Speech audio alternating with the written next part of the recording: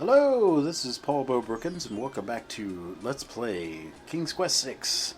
We're in this pawn shop, and we're zoomed in on the counter, and we're going to select one of these items for a penny. We're going to take this nightingale. That mechanical nightingale looks intriguing. I believe I'll take it. Very well, your coin is well spent. Remember, this is a pawn shop. I'm always willing to take back my own goods in trade. I'll remember, thanks. Alright. That's not a very good business if he doesn't ever make any money, you know, it's like, I'll trade this penny stuff for 1 penny. He never has any markup, ever. But, I mean, I guess maybe the counter items are like, you know, interesting items to get people coming back in and buying the more high-ticket items. I don't know. Like this magic map. Let's see if he'll take this book for the map. Would you be interested in trading for this book? I'm afraid not. Books are more my neighbor's line of work. After all, I would not want him selling curiosities. Oh, okay. Well, that's a nice little agreement you got with that guy. I forgot to save the game. Let's just make sure to do that. What else do we have? Rabbit's foot. Do you want that? Would you be interested in making a trade for this merchant? A rabbit's foot. I do not believe I could use that. Okay. What about a poem?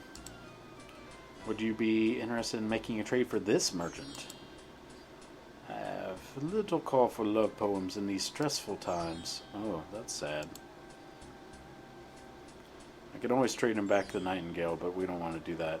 What I'm putting off is we're going to trade in our ring for this map, because we really need that map, and we don't really need the ring that much. We already identified ourselves to all the people that we need to. Would you be willing to take my family ring in exchange for the magic map? Daventry, are you a king then? No, that's my father, King Graham. I'm just Alexander, plain old prince of the realm. Well, Prince Alex, she is a beautiful ring. Are you sure you could part with such a unique family heirloom? The ring does mean a lot to me. I didn't always have a family, you know. Still, it is only gold. There are more important things at stake now. Then you now own a magic map, Prince Alex. I will keep your ring out of sight for a few days. If you find anything else of great value in your travels, you can return for your ring. I would hate to see it melted down for the gold. And a warning about the map. It will only operate when you are out in the open and within sight of the sea. The limitation has something to do with the teleport spell ingredients. You might try the beach. Thank you. You're very kind, and I'll remember about the map. Hey, what are you doing? Suddenly, the old man in the concealing cloak sneaks past Alexander, and with a sneaky dart of his hand, steals a mint from the candy jar. Yeah.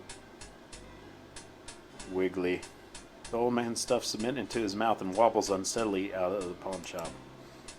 He's like...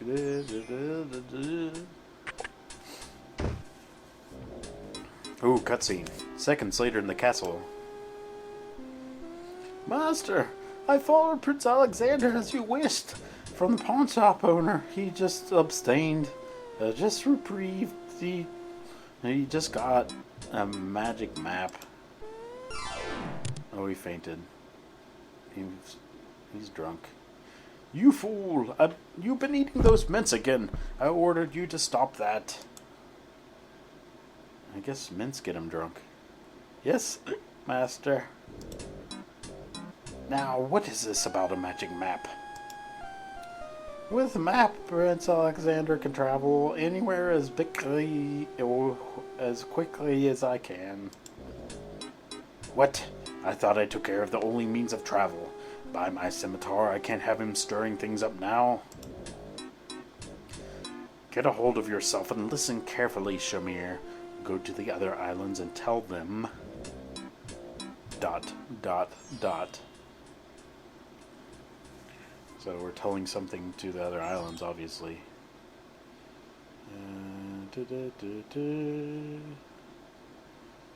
Let's,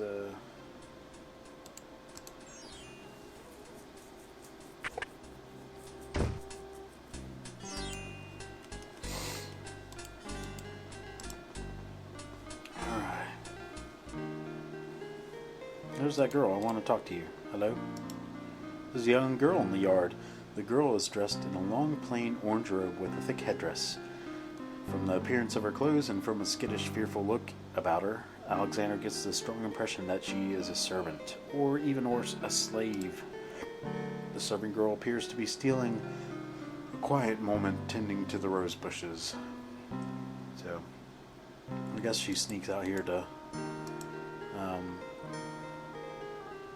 look at the roses. The girl's too far away to hold a conversation with Alexander. Well, maybe if I get closer. Hello! Are you out here again? Have you finished your chores I gave you? Yes, stepmother, the house and the stables are clean. Then start polishing the silverware. Do I have to tell you everything? Yes, stepmother, you do. You tell me everything right away. Well, that sucks. But what are you gonna do? I'm not allowed to trespass on that land, so I can't save that girl. Ooh. Stuff. Let's get it. What do we got in here? Alexander sorts through the odds and ends that the pawn shop owner dumped into the pot. I guess this is like the bargain bin out front of the store. They're not really that concerned about you stealing it because it's so marked down. They're not concerned with thieves as much with the 50-cent items. Magic exploding gum wrappers, a shattered crystal ball, a cracked wand, a fake thumb. Let's take all this stuff. I might use it. Near the bottom, Alexander finds a little glass bottle labeled ink. It appears to be empty, but Alexander decides to take it anyway. Well, take all that other stuff then. You never know when a small bottle will come in handy.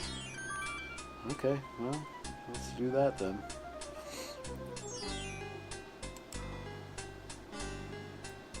Let's see what it is. It must be important. Alexander's carrying a little ink bottle. It appears to be empty. Alexander shakes the bottle and imagines he hears a faint swishing sound, but decides he's mistaken. Let's open it up. Alexander decides to open the empty ink bottle. Erg. Erg. It's stuck. It's... Whoa. Why, the ink bottle isn't empty at all. It's full of invisible ink. If you can't tell, there's like a little splash on his chest that's invisible.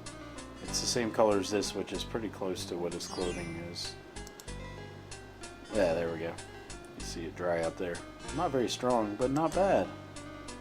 Okay, well, that's good to know. It must have been useful, or we wouldn't have been able to pick it up, like all that other stuff that seemed like it could have been useful, but he didn't get.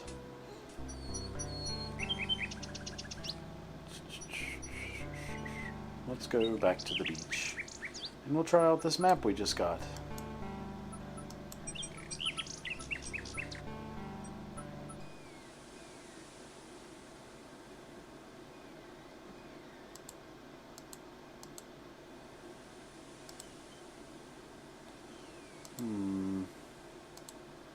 So we just click it on ourselves. Alexander pulls out his magic map. In the voice version of this game, the guy says this so many times because that's basically all we do is move from island to island. Let's go to this big one. Alexander feels a strange pulling sensation. So this is the Isle of the Sacred Mountain. It doesn't look very big to me, but maybe it's a mountain, so it's straight up. There's an ugly flower growing near the base of the cliff. Well, let's get that. Alexander picks the flower and is startled by its hideously strong, skunk-like odor. For a moment, he can smell nothing else. Ugh. Look at that. Colors of flame burst from the center of the incredibly stinky flower and drip onto its petals. The flower's appearance is as flamboyant as its smell. What do we got here? Alexander notices an unusually large coal-black feather lying on the beach. Well, let's get that too. Alexander takes the feather. Looks like there's writing on this wall. There appears to be something etched into the face of the cliff. Alexander decides to get closer. Ignorance kills, wisdom elevates. Well, if you have the guidebook to the Green Isles, which you are supposed to have if you own this game, it's like a little manual that comes with the game. This is the copy protection. And to climb this mountain, you have to have the guidebook to understand what's going on. Fortunately, we have the internet nowadays, so copy protection of this sort is very ineffectual.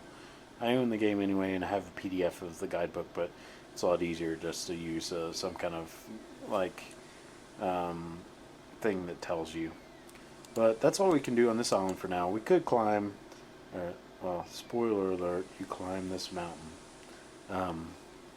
We could do that, solve the puzzle, but instead we're going to go to another island. But looks like we're not going to have time for that, so we'll go ahead and stop the video here. And in the next video, we'll travel to another island and see something a little more exciting than just an inch of beach and a straight-up cliff. So until next time, I'm Paul Bobrickens. Like this video and subscribe if you like what I'm doing, and comment if you have anything to tell me.